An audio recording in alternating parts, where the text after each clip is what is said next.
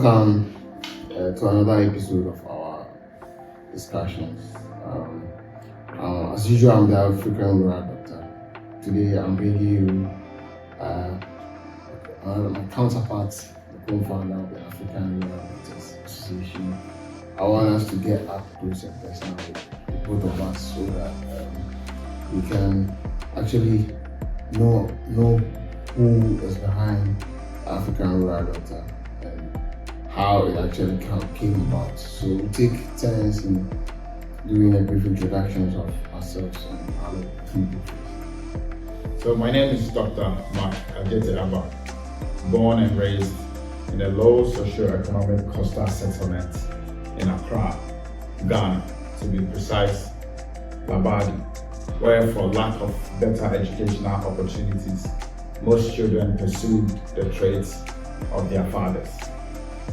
Fishing was the mainstay of my people, but my father was a carpenter. As a child, the slum in which I grew up was struck by many killer diseases, some of which were measles, diphtheria, and polio, and diseases including tuberculosis because of the slummy nature. So as a primary school student or pupil, I joined hands with my teachers and we decided to go into the communities with placards in trying to give information and then to educate the people that most of these 6 killer diseases that were referred to at the time were vaccine preventable diseases. In so doing, it projected me as this doctor who was trying to educate the public of all these 6 killer diseases and how we can bring people to the community hospitals and health centers to get immunized. In so doing, we were able to find ways to eradicate the 6 killer diseases. And from that point on, it came to me that, hey, you know, if I can be a role-playing doctor, why can't I be a doctor in the future? So that's advocacy from very early. I can say that my teachers led the campaigns and I followed. Yeah. For me, growing up, I was born in Koforidua actually. Yes.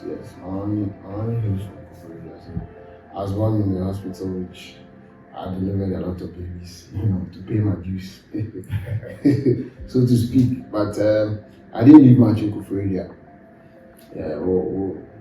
My mommy was a midwife, a retired, this currently retired. And she was posted from place to place. We went to the T region, we grew up a little bit over there. And then she had to travel with the UN to Cambodia. Oh, that's yes, that's a UN Cambodia. And that's when we moved to Accra to be with our father. So me and my brother, that's where we encountered Accra. I grew up in Dakuma. I don't know. Yeah, I think I know Dakuma very well. I grew up in Dakuma from my early years. Honestly speaking, I didn't think I was going to be a doctor. Well, knowing that you have an older brother who's also a doctor, I would say that maybe that would be a big influence on you. Well, yeah, my brother-in-law at the time was also a doctor. So, I mean, what got me into medicine was actually when I finished my secondary education, I applied to both tech and then labor. Yes. And tech gave me computer engineering. They selected me first. So I was trying to prepare to go and be a computer engineer and everything. Then the Legon application also came that I was chosen for biological sciences. Which then I have the potential to apply to medical school after a year. So, I decided that I was still going to do my computer science. I was poised,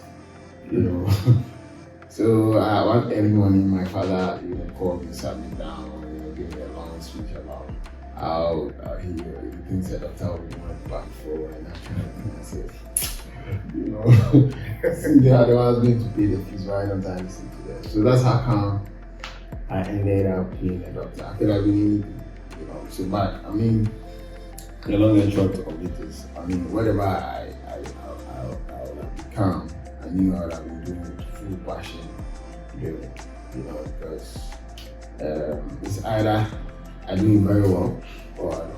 So by way of introduction, that's how I got into medicine. You know, medical school. We came and did biological science after the first year. We applied and we were accepted into medical school. Well, my pathway was quite different because as a child, by age 9, by age 7 actually, my parents had divorced. So my parents' divorce had a lot of effects on me as to the way things were going to unfold. So when I was 9 years old, my mother left us and traveled to the United States in search for greener pastures and for better opportunities. Life was much tough for me growing up, yes. So she left us with my aunt, and I decided to help my aunt. And then I also had a younger sister that I had to care for. So I went into other things such as business. I was selling appetition, which is liquor, like hard liquor, for my aunt.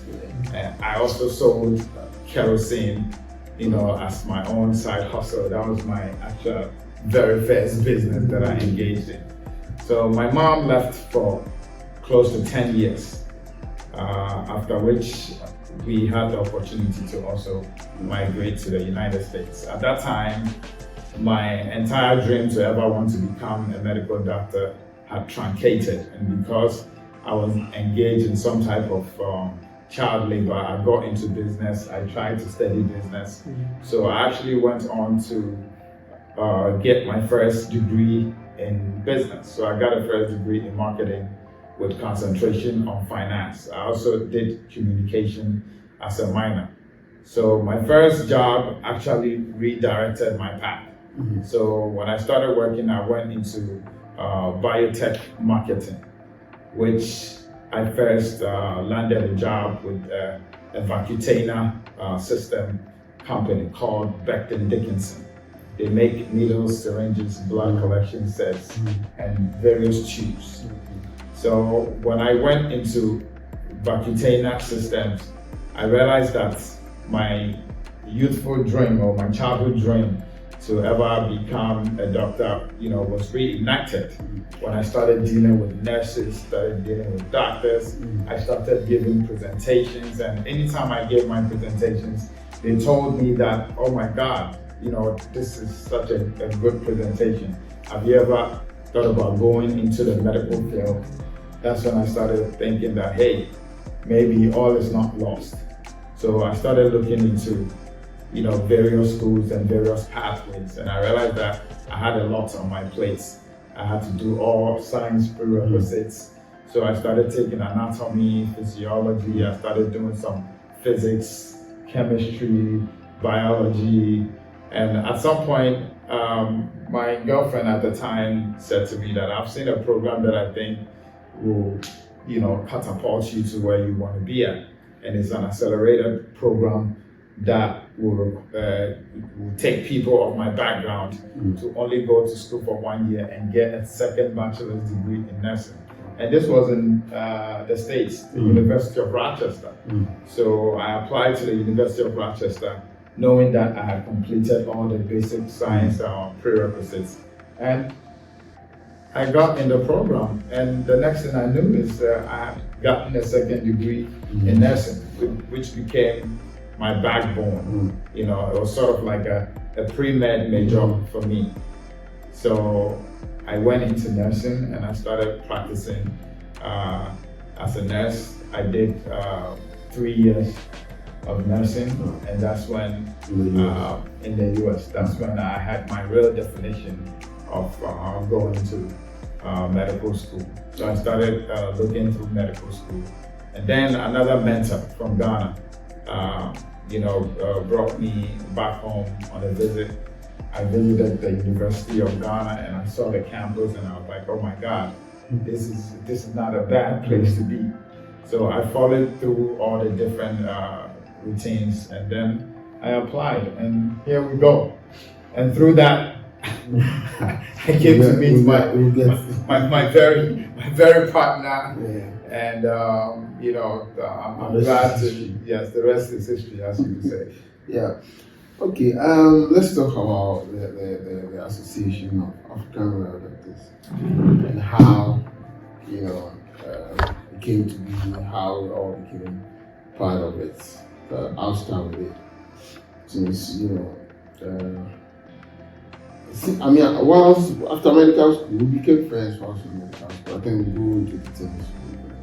The next line of questioning. But I, for one, had seen rural medicine as a young person. In my introduction, I stated that we grew up, with my mommy, being transferred from one village to the next. We've been to, where I remember very well is the Pakasi. It's in Ontario, very far away from here. And that was where I did my, I think nearly a few primary years. And we used to have this Dutch doctors who came on, mission to that place. It's a Catholic hospital. It's a Mary Teresa hospital. Right. Yeah, so they come on outreaches with their families, and they come and they're able to, come do some surgeries and other things. So that was my idea of what a doctor was.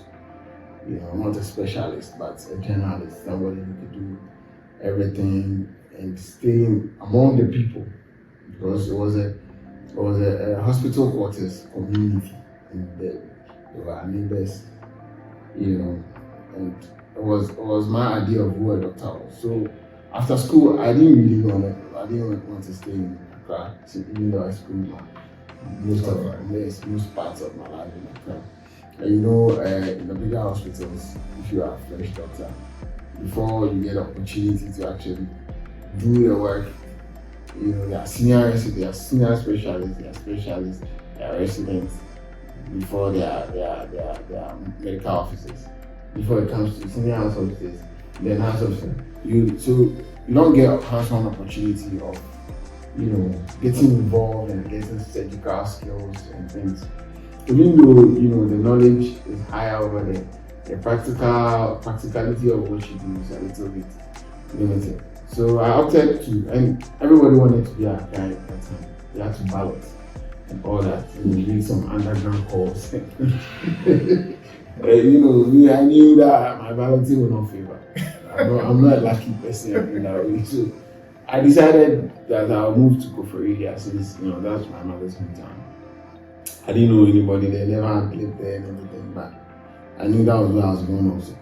So I'll go back and sort of pay my dues to the community that I was born into and everything. So I went there for the 2 years of house job that, did all my 4 rotations that were required of the surgery medicine, pediatrics, obstetrics, and gynae. That gave me, very well exposure as somebody who's coming from Montreal. Yeah. Yes, compared to Koforidua, there are a lot of rural folks from the villages and things visited the hospital, and some of the experiences were revealing at the time, and were very, very, intriguing when you thought that everybody was, living that crowd and then you come, and some people, have so much trust in herbal medicine that they don't even want to come to the hospital. Others think, whilst you are taking care of them, they have herbs, concoctions under their bed,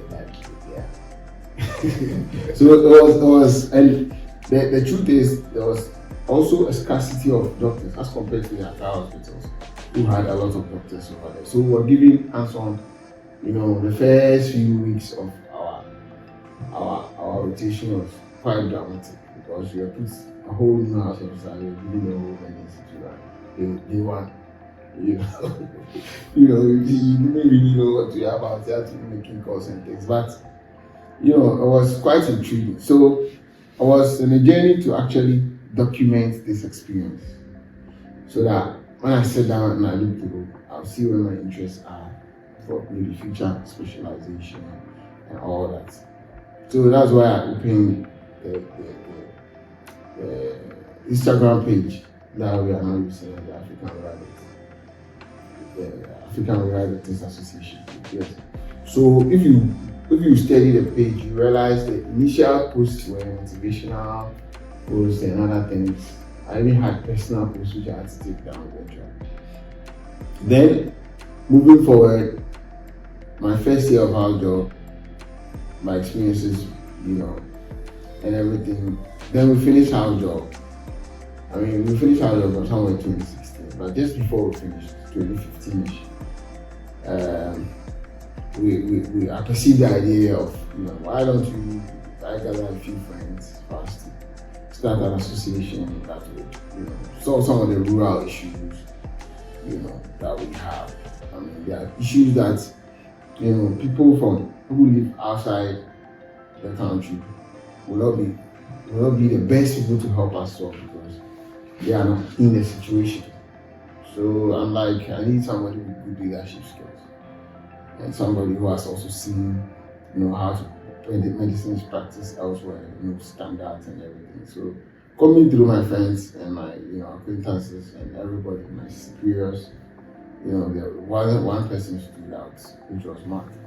And I reached out to him and said, this is the project that I want us to embark on. How can he come on board?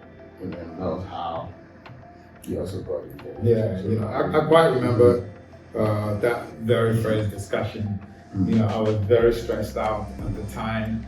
And just like you're saying, between 2015 and 2016, we were struck by the Ebola outbreak of West Africa at the time.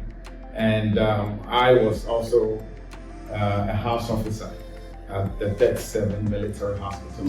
So I got my first experience as a house officer by going to the 37 Military Hospital, which I was lucky by the ballots that I selected. So I went to the 37 Military Hospital of Ghana. That's in 2014. Yes, somewhere April 2014 is when I enrolled in at the 37 Military Hospital. So between 2014 into 2015, that's when West Africa was struck by the Ebola. So I remember that I used to have vivid dreams about having a patient come to the emergency room and all the nurses and everybody running away because nobody wants to, God being so good. I don't know if I was lucky. A committee was set and I was made to head the Ebola committee. The goal was for me to coordinate preparedness and first response teams. In so doing, we coordinated with various bodies such as the World Health Organization, the World Bank, UNICEF, the Ghana Military Hospital itself to coordinate the logistics and things that we need to do. And also with the Ghana Aviation Authority as well, because we had to get together and then have certain drills that will show how prepared we were to respond to if somebody comes from abroad with Ebola, how to screen at the airports.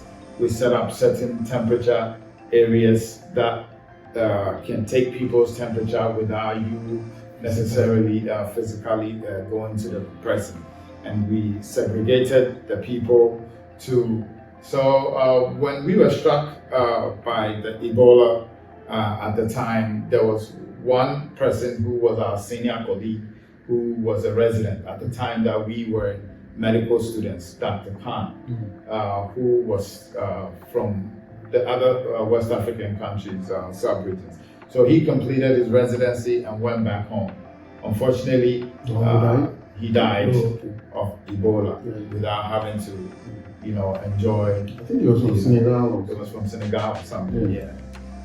So we lost him, and during that time, Dr. Ajay and I, we had real conversations. We identified the various gaps that we had in our medical system, and that's what made me jump onto the idea of forming the African Rural Doctors Association.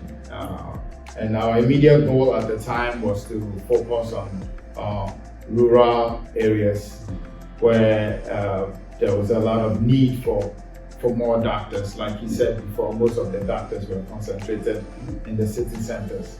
So we decided to focus on the shortage areas, to focus on maternal and child health, and also deal with things like vaccine preventable illnesses. We also dealt with a lot of malaria, including severe forms, which is HIV and other things. I mean, in recent times, we actually went on a campaign against galamsey. I think last year was it? We joined the campaign. The whole country was talking about illegal mining. Those who didn't know what galamsey is. Yeah, and we took the opportunity to also add our voice, because at the time, most of the babies that were at the time I was working in school, and Sulu is close to Chile and the surrounding places. And some of these women with these babies, they can't, and some of the babies they deliver, they are on our page, the African Rural Doctors Association on Instagram. If you go there, just go and look for yourself, see for yourself. The babies that we had at Mantis, I mean, it's crazy. You don't know for a fact because you haven't done any research. To blame the illegal mining for it, but the type of babies that were getting from that area, they were something else, and we documented all this. So when we heard that the demonstration was going to happen, we decided to hop on add our voice to it. And I think we all know how it ended in the last election and everything. We think that Galamsey campaign played a quite an important role in all that, which people think were used as spawns. Some people thought that certain political activists use us, but I think we got involved because it was a good cause. I mean, it still is, even though it's still ongoing. We made our voice clearly known. Now let's go into the history between me and you. We go back way back to medical school, so maybe I'll give you the chance to start that conversation. Well, I think our friendship actually began as medical students when we were doing our medicine rotation. So yeah, in the same group. So his name is Ajay, my name is Ajite. So we happen to be in the same group. So we had various discussions. We discussed each other's patients, and then we did the same ward rounds, following the same instructors and professors and mentors. So sometimes, I'm a lover of music, and apart from being a serious medical student, I like to have fun. So I quite remember that there was this Nigerian song that I used to like so much that anytime I got on the ward and I felt like everybody was down, then I just go into starting up that song. So when I start that song, then everybody start laughing. So people started calling me out with the name of that song, and that's how we still call each other by name of that song. Even when you go on my phone, you realize that I've saved his name as that song. And ever since our first clinical years, we've been friends and we've maintained our friendship. And on the day that we passed our final exams, I remember we were driving in the car, we were waiting for our results, and then as soon as we sat in the car, there's another music that came on that says, "Tonight's gonna be a good night." And then he looked at me and I looked at him, And we said that, you know what, we're not going to wait for the results. We're just going to go home and jubilate. And lo and behold, we followed through and we both made it for the very first try. I mean, when Mark joined us, I remember, you know, from a distance, we really thought he couldn't speak. You know, so for about a week or two there, we heard him speaking some Ghana. I remember, I don't know if you remember William Clark. Right. Yeah. He said, I saw this guy can speak Ghana. You know, so I read from a distance, second year, third year, but we got close in the clinical, as you rightly said. I mean, he's my big brother to speak. I mean, from now we know each other's families. His mother is practically like my mother, and anytime we see we are always together all the time. And I mean, medical school days we used to study a lot for giving exams, you know, time. You know, he's also a very business-minded person, so he's always out, in, out, in, out. By the time it comes to exams, you know, everybody sits to settle down. And he knows how to have good fun. So everybody rallies around him when it's time to have fun. You know, everybody knows that. So we've had our dance. We did community health together, which also sort of bonded us more because the community health, we go into the communities, we live there for our 6 to 10 weeks. And we do projects and write up, you know, reports for our bosses. And that's when, you know, we actually really bonded a lot. And people were like, you know, I used to be the church guy, you know, and he's a founder guy. People were like, I can't listen to you. You know, when he came to us, I'm like, I can't this guy. I say, yeah, that's how it is. And, you know, I can go on and on because we've had lots of history, but I think this forming this association sort of ties us together more because we both share the same passion of, you know, contributing our quota to the health of people who otherwise are helpless. And if you look on our pages, there are people who, after you take care of them, you have to actually feed them with your own resources because you can't. I mean, there was one experience that I had when I was in swimming. A young boy, about 1 year, 2 years old boy, whose mother, in my early days, who had a fracture of the thigh, was playing, I think got knocked down by a motorbicycle, fractured the thigh. And I was not in the position to help that boy because I mean, female fractures, you need to let them say orthopedic surgeons or at least a higher level of hospitals. And then we went on to refer, and the mother was crying. She cannot go for the referral. If we send her, she won't go. I'm like, why? We can't help you, so why won't you? She said she doesn't have money. She doesn't lack food because there's food in the community. It's easy to, there are farms and things. So food is not their problem. But getting money to go to the next level was the problem. And looking at this young boy, leaving him to his fate, his mother sending him to a bone setter, you know, he may decide the course of his life because he may end up with one leg shorter than the other. Or everything was going through my mind. And you know, we just had to help out of pocket and send these people to the right, you know, the right way, the right place, and hope that those who are over there will also have the kind of heart to give the service from their own, you know. So that was, you know, the point.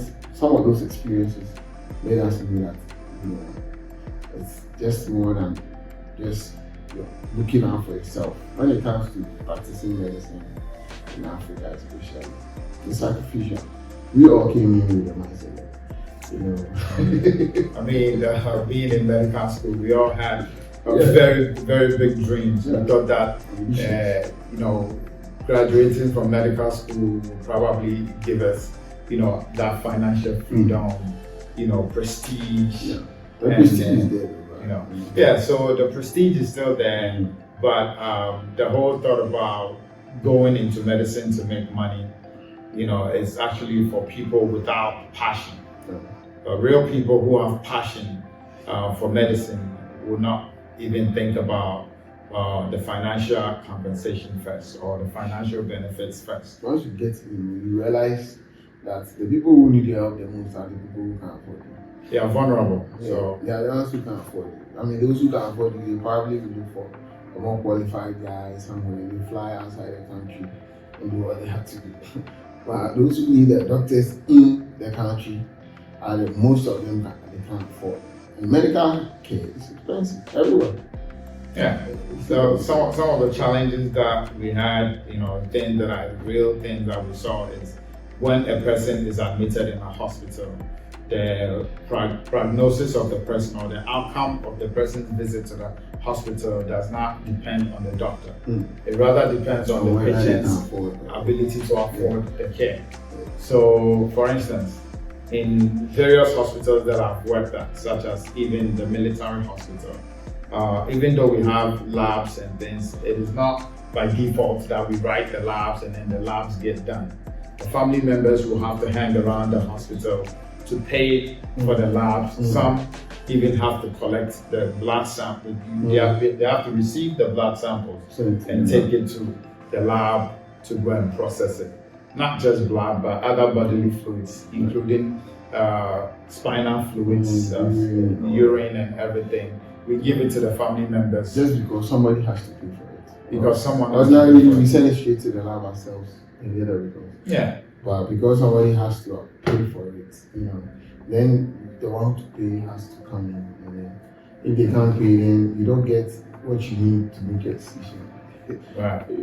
So those were some of the difficulties that motivated us to stick together. I think these challenges have brought us closer as friends and as medical practitioners. Anytime he still thinks about us, and gives us support wherever we can ask him.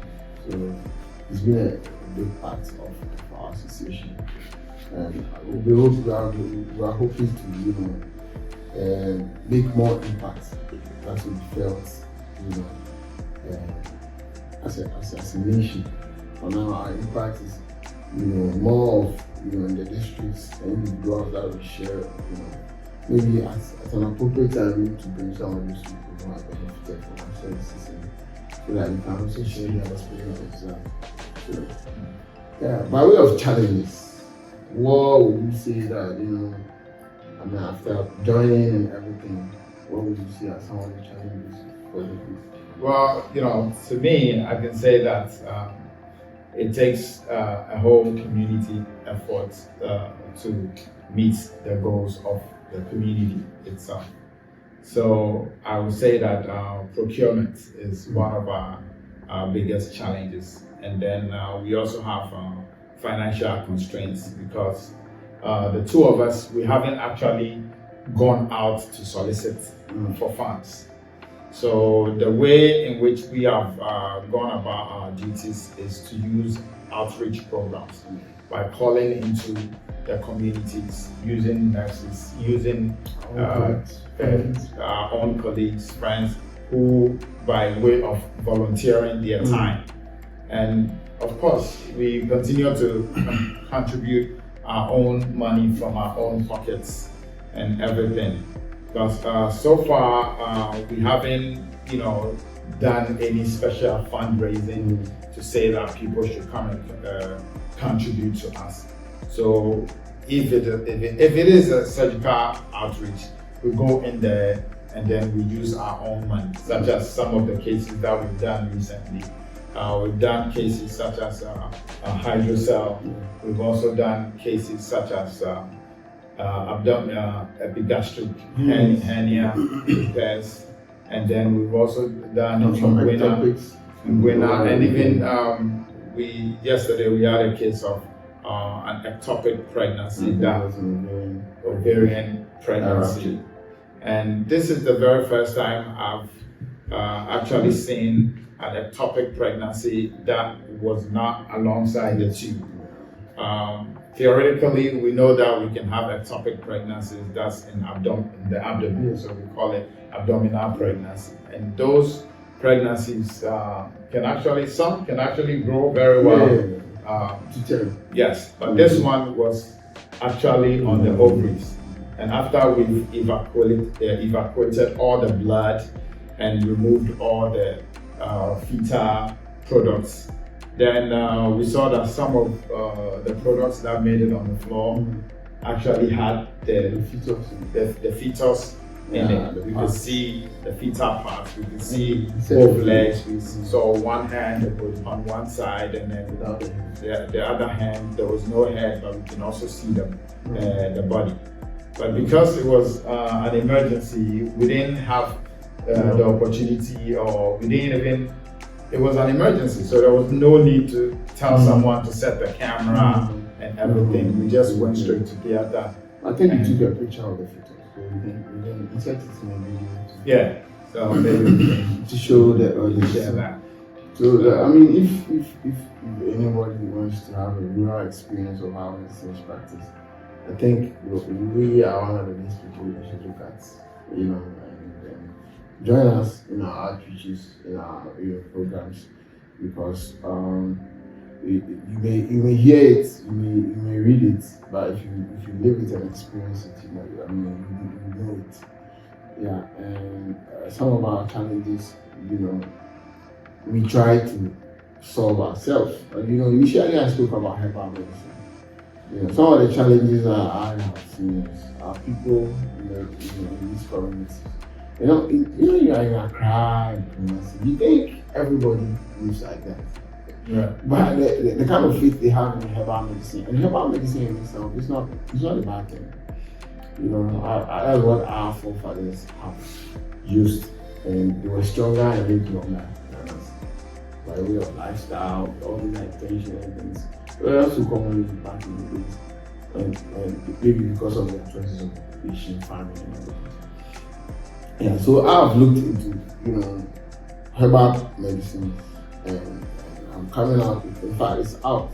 FDA has given approval with a capsule for tackling this menorrhea and hemorrhoids, known as the Bora capsule.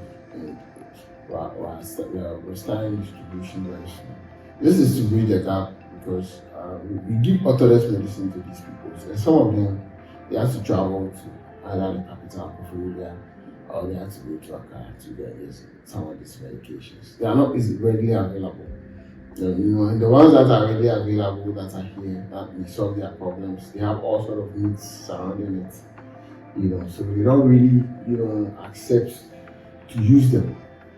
And so I went into collaboration with a few friends, where we were able to come up with herbal extracts that we've gone through all the regulations at the Center of Research into Plant Medicine. We went to FDA, they gave us approval. So very soon we will see the L banner on our videos advertising.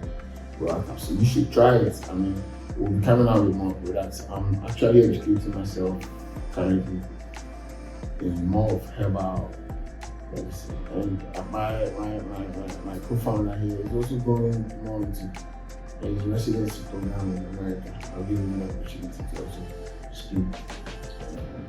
Well, there comes a point in life where you need to expand on your medical ideas. And the hands-on experience also needs to be backed by certain credentials. If you don't back it up with the credentials, you will feel quite limited because you see that there's a lot of things that you can do, but you cannot expand your horizon. You don't even get recognized for it. And you won't get recognized for it. And in order not to just stay as a local practicing medical doctor, there comes a need for you to try to get those credentials that will help you widen your horizon and be able to, cut across internationally. There are other institutions because, like right now, just the two of us as African rural doctors. What we have done is we've been able to touch, up to 10 regions of Ghana, as I can say, and as far as like the sub-regions, it's quite uncountable. Today, we are in Achiasi. Yesterday we were in Suhum. Other times we were in Koforidua, and we are going to places as close to Accra, Ofanko, Tantra Hills, and then in my community, Labadi, and places in the Krapin, such as in the Dukro, and all those places. So we've done about 10 regions of Ghana, and then we've also done, as far as like constituencies and sub-regions in Ghana, we've done over 30. I can confidently say up to like maybe 34 sub-regions in Ghana. But our goal is to, like, maybe in the next 6 to 10 years, we should be able to touch other sub-regions within Africa. West Africa. And you cannot do that unless you have the credentials. So my decision to go back to the United States is not a selfish one, because I could have done it a long time ago when I had colleagues who genuinely wanted to leave for better opportunities to the United States, to the Great Britains and the Canadas. Dr. Seth and I, we stayed in the community to help. But now we want to stretch a bigger arm to help more people. And in so doing, we have to go out there and then grab the credentials that's necessary. So for the past year, I've actually been in the United States gearing myself towards the residency program. And I've come across a few programs that I think resonates very well with me.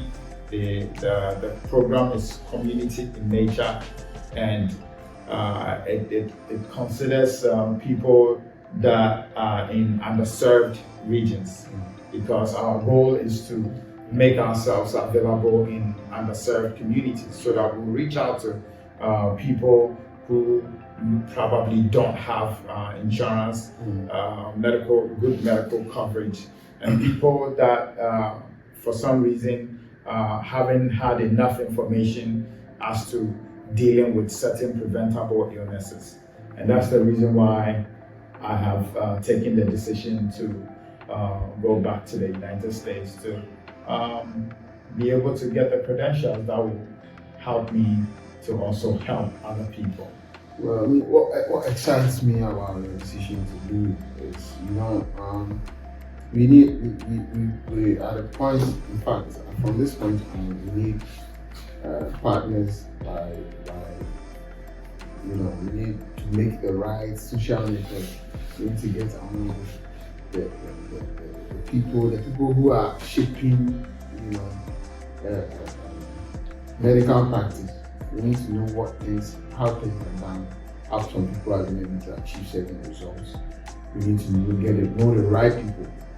You understand? So putting yourself in that environment sort of you have some insider over there who knows how things are done over there.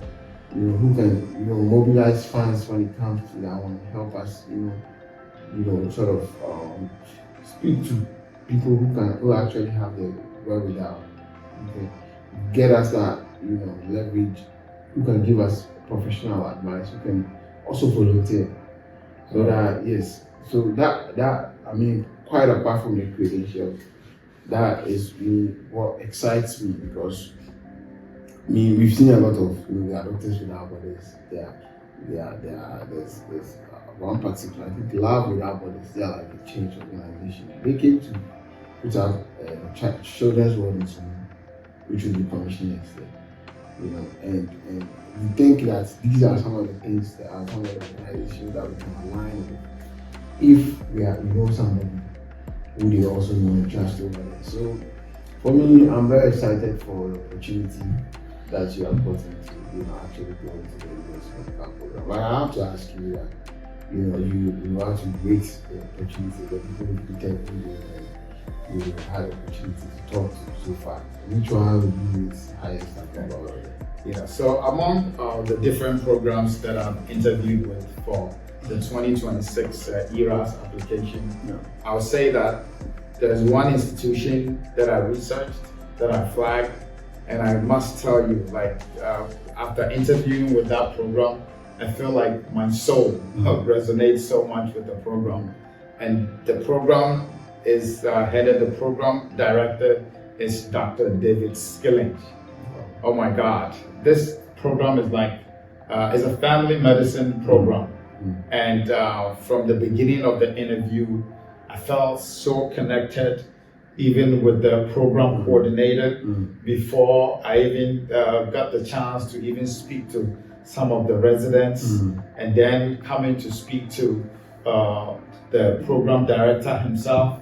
There were times that we had glitches in the interview, and the program director was like, you know what, I need to talk to this guy. He picked up his phone, and then he asked me if I have a way of communicating via video messaging. And I said the only one that I had, I'm not on social media, so the only one that I had was WhatsApp. The program director was able to contact me through WhatsApp to continue the interview. So he did his interview with me on WhatsApp until they got the problem fixed, and then we continued the interview. And by the time I completed the interview with the St. Luke's University Hospital, Warren Hospital program, I felt like this is home. Yes. So not to mention all the other places, but I do have another interview that I'm scheduled for on the 10th of December. I am yet to, also go and then experience that. And that interview is not a virtual interview; it's gonna be in-person interview. But as far as like comparing all these virtual interviews that I've done, I'll say that the St. Luke's University Hospital, Warren Hospital program in Phillipsburg, New Jersey, Dr. Skilling, I'm coming. That's where I feel like. No, I think our place will be. Well, we can't wait for you to get that wealth of experience and also guide us as to how to move, because we all can some of us have to stay hold it down. As far as specialty with me, well, for me, I as I said earlier, my idea of where a doctor is somebody who can touch patients in diverse ways and diverse situations. And as you know, from pediatrics all the way to surgery or obstetrics, gynecology. Yes, I have my hands, my tentacles in all areas. Currently, I'm heading a facility in Chelsea as the medical superintendent here. And that's also giving me a different level of experience, altogether, which I'm going to hone down on. By the time you're through to a program, I've also gotten a different perspective as far as then we can push our organization. It's funny how you described my departure as leaving. Well, in real words, it looks like physically I'm leaving. But then again, you know that our programs never end. Definitely. Some of our programs come by way of financial assistance. Exactly. And I realized that we are not only helping the people medically, we are actually feeding some of those people, and we are actually pushing in certain interventions. So my body may be leaving, but my benevolence is not leaving. You're always connected. In today's world, some few days here in America. A few days ago, yesterday I was busy, in the theater operating, and today we were in the community, engaging the people, and then also, helping people. Yes. So I think that, I'm not gone. And what I wish I can do is to create a very nice collaboration with whichever program that I'm going to be affiliated with the African Rural Doctors Association. So maybe there will be a possibility of having some type of exchange program where we can have people from United States come and have the feel. And I'm glad that you've been made the medical superintendent for this new state-of-the-art facility.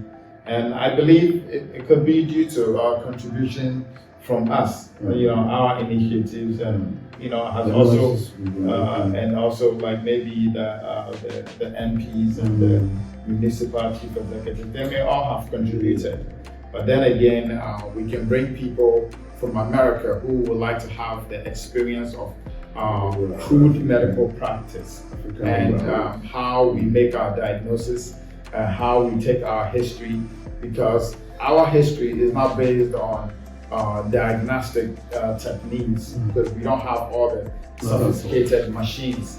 So our diagnosis is based on pure history taking, clinical examination, and combining things that we have learned in medical school to make a difference in our community. So I'll be very glad if I can, create this relationship and then have the collaboration with my program to want to maybe for a short period of time, even if it's for a week, come with me to Ghana, introduce some of the people in my program to benefit from crude medical practice experience, how we are able to save lives, how we are able to make diagnosis without necessarily using maybe a CT scan or using an ultrasound or something. So I think this is something that I would like to establish. That would be great, because for us we need professionals on the ground. So when they come, they will upgrade our numbers, even if it's for a week, as you said. I mean, their experience, they themselves just need to tell their own stories. Because and they will see the beauty of Africa, and especially I can say the nature, the natural, the air and everything. So I think that's what excites me. I said the connections and the contacts. That's we already have the interview. I think we've been able to put ourselves out there. Get as personal and close enough to our audience out there. Anytime you see the African Rural Doctors coming or making announcements, you're a health professional, feel free to reach out to us and join us, because we are trying to grow in numbers and in strength. And if you have any help that you can afford us to be able to, maybe you can be here physically, but you can, support us in financial ways by way of donations, whatever. Our arms are wide open to carry and give you your credit and your accolades as appropriate. As you can see, this is our passion. We could have all been in places where we are better paid. We could have all been in situations where we don't have to deal with some of the things we deal with, but both of us are of the view that somebody needs to sacrifice for the one who can protect himself, for the one who can provide certain good ways for himself. So we are called. The main aim for doing this short interview type video is to reach out to those who are privileged to be able to afford their own medical health, somewhere to think about the vulnerable and the disadvantaged, so that they can use us to reach out to them and they will not be forgotten. Yeah. I don't know. And this is not to say what your community can do for you, but rather what you can do for your community. Yeah. And this is not to solicit for funds, Okay. but anything medical. Mm. It could be medical supplies. It could be Service. services. It could be your personal volunteering services. It could be this CT scan machine that you have that you don't know what to do with. It could be This connection that you give us. ultrasound machine. It could be this dialysis equipment. It could be anything that you think you can bring forth to show that you feel that you also have a social responsibility to your community. All that will be appreciated. Yeah. So this is from us to you. We hope to sit with you like this again, and we'll see you very soon in another episode. It's bye from here, the African Rabbit.